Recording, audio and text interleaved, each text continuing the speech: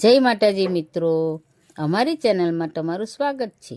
આજે આપણે બધા ગુજરાતીઓનો મનપસંદ વાનગી ખમણ બનાવીશું।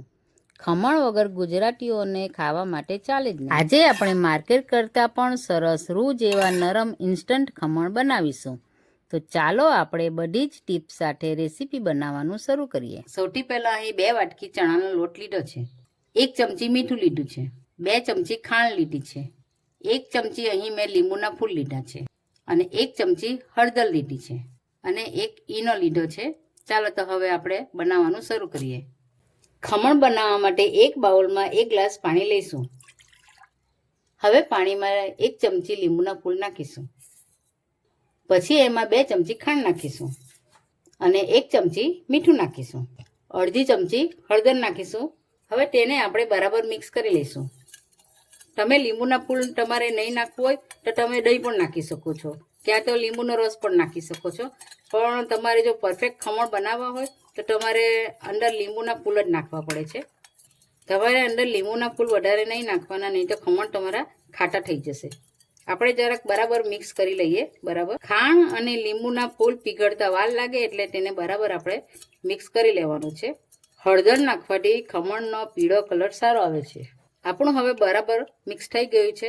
ચાલો તો હવે એમાં આપણે ચણાનો લોટ ઉમેરી લઈશું। ચાલો તો હવે આપણે ચણાનો લોટ ઉમેરી લઈશું।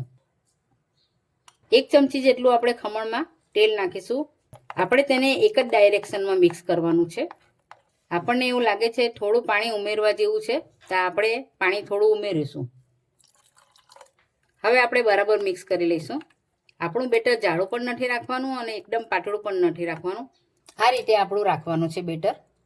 થોડી વાર માટે આપણે 10 મિનિટ રેસ્ટ આપીશું।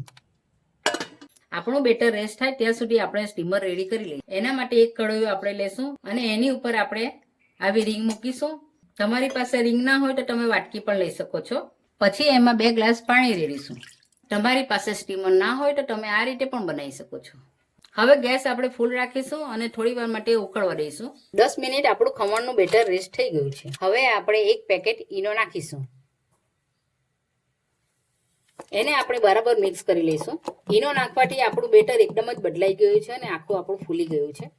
આ રીતનું આપણું બેટર થવું જોઈએ તો તમારા ખમણ એકદમ પરફેક્ટ થશે અને ફ્લફી થશે। હવે થઈ ગયું છે સરસ। હવે આપણે ડીશમાં પાથરી લઈશું। હવે આપણે અહીં કેક વાળું ટીન લીધું છે, એમાં આપણે બટર પેપર પાથરીશું। તમારી પાસે જો બટર પેપર ના હોય તો તમે તેલ પણ લગાવી શકો છો। હવે આમાં આ બેટર આપણે રેડી લઈશું। ચાલો તો હવે આપણે સ્ટીમ કરવા મૂકી દઈએ। આપણું સ્ટીમર રેડી થઈ ગયું છે, તેમાં આપણે આ ખમણનું બેટર મૂકી દઈશું। એની ઉપર આપણે મોટી ડીશ ઢાંકી દઈશું।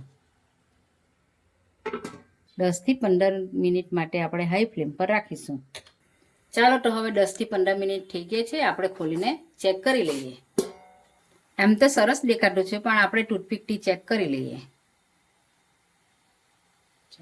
ચાલો તો હવે આપણે ખમણને કાઢી લઈએ। ચાલો તો હવે આપણે ખમણને 10 મિનિટ માટે રેસ્ટ આપીએ। ચાલો તો હવે આપણું ખમણ ઠંડુ થઈ ગયું છે। હવે આપણે એની કોર્નર થોડી આ રીતે આપણે છરીના મદદથી આ રીતે આપણે કોર્નરને આ રીતે કરતા જઈશું।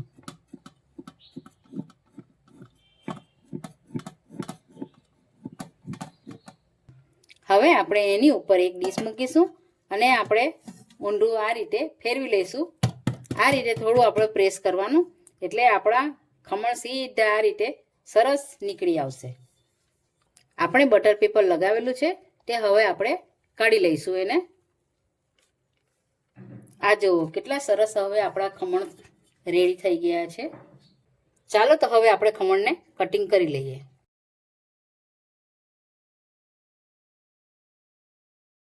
આપણે થોડા હલકા હાથથી કટ કરવાનું છે, નહીં તો આપણા ખમણ દબાઈ જશે।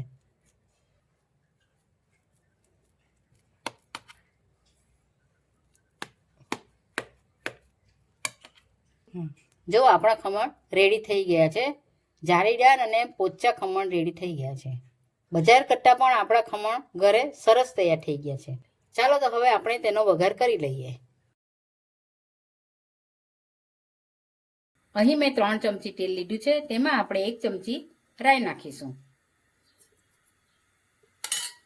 એક કાપેલું મરચું લઈશું.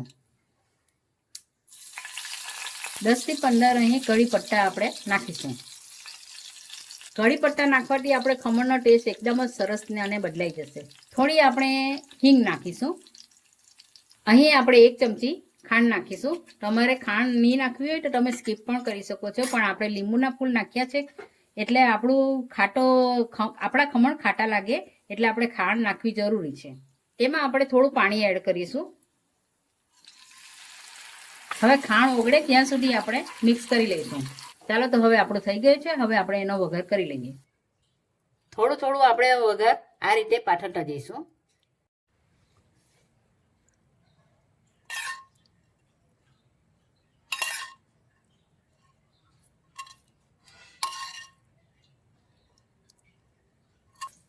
આપણા ખમણ રેડી થઈ ગયા છે. હવે આપણે તેના પર ધાણા નાખીને સર્વ કરી લઈએ. ચાલો તો હવે આપણા ખમણ ખાવા માટે રેડી છે. મરચાં કાંદા જોડે આપણે સર્વ કરીશું. કેટલા સરસ થઈ ગયા છે, ખાવાનું મન થઈ જાય તેવું થઈ ગયું છે. તો તમે આ રેસીપી ઘરે જરૂરથી બનાવો. આવી જ અવનવી રેસીપી જોવા માટે અમારી ચેનલને સબસ્ક્રાઇબ કરો અને બાજુમાં બેલ આઇકન દબાવવાનું ભૂલતા નહીં.